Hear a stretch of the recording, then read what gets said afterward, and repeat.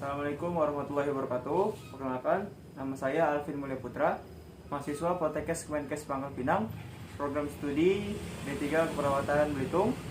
Di sini saya ingin memberikan sebuah penyuluhan terkait dengan penyakit demam tifoid atau tipes. Di sini sudah ada Bu Jessi sebagai orang yang akan saya berikan penyuluhan. Baik, langsung saja Bu Jessi ya. Sebelumnya terima kasih atas waktunya dan partisipasinya yang untuk sempat hadir dalam penyuluhan saya hari ini. Baik, langsung saja ke materi demam tifoid. Nah, untuk demam tifoid ini adalah suatu penyakit akut yang disebabkan oleh bakteri Salmonella typhi. Nah, untuk bakteri Salmonella typhi ini bisa terdapat di air, makanan dan minuman yang sudah terkontaminasi.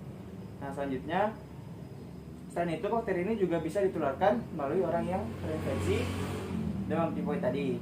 Nah, seorang yang terinfeksi bakteri Salmonella ini bisa menularkan kepada orang lain melalui makanan, feses, urin, dan minuman yang sudah terkontaminasi tadi.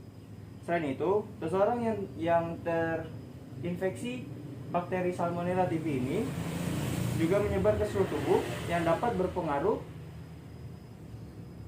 menyebar ke tubuh dan mempengaruhi banyak organ di dalamnya. Nah, selain itu misalnya penyebarannya itu gini, misalnya contoh, Ibu Jessi datang ke restoran.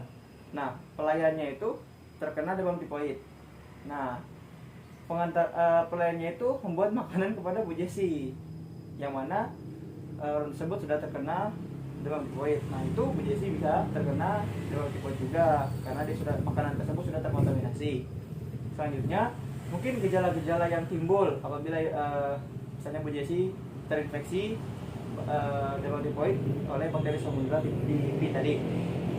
Yang pertama mungkin demam dengan suhu yang lumayan tinggi, yakni bisa sampai 39 sampai 40 derajat Celcius, sakit kepala, nyeri otot, berkeringat, higau, dan sakit perut, dan bisa menyebabkan pembengkakan di perut. Nah, baik. Nah, selain itu juga, kalau misalnya demam tifoid ini tidak diatasi secara langsung atau cepat, ini bisa menyebabkan komplikasi. Komplikasinya itu karena demam tifoid ini menyerang usus halus, khususnya di ileum, maka dia bisa terjadi pendarahan pada usus dan bisa juga terjadi pecahnya usus. Nah, baik. Selanjutnya ke penyebab dari demam tifoid.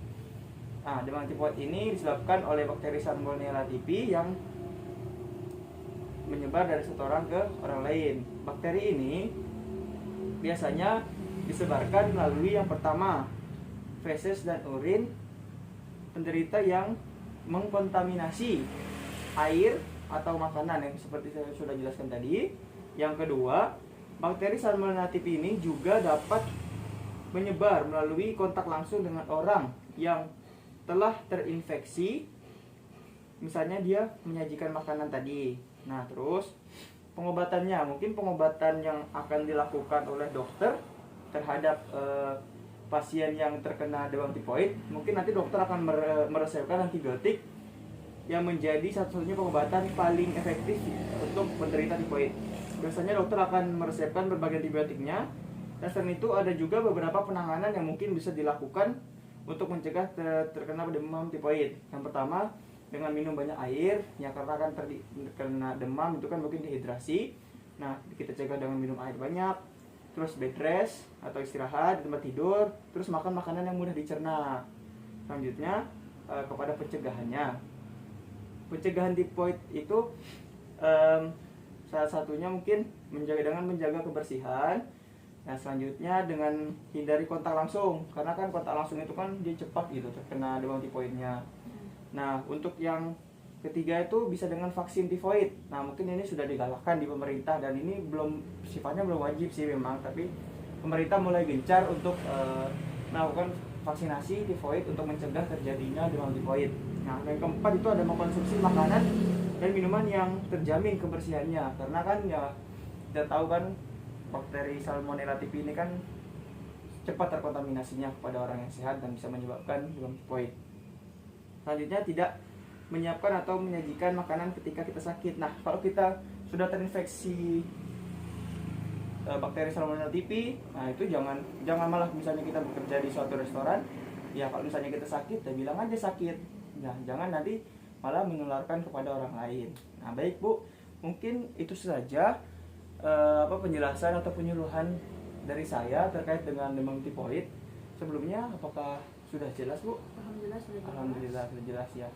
Mungkin segitu saja Bu ya untuk penyuluhan pada siang hari ini.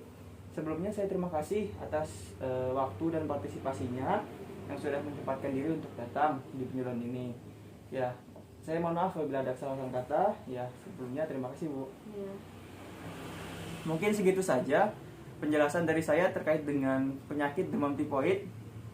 Kurang lebihnya saya mohon maaf, kepada Tuhan saya mohon ampun. Wabillahi taufiq wal hidayah. Wassalamualaikum warahmatullahi wabarakatuh dan salam sehat.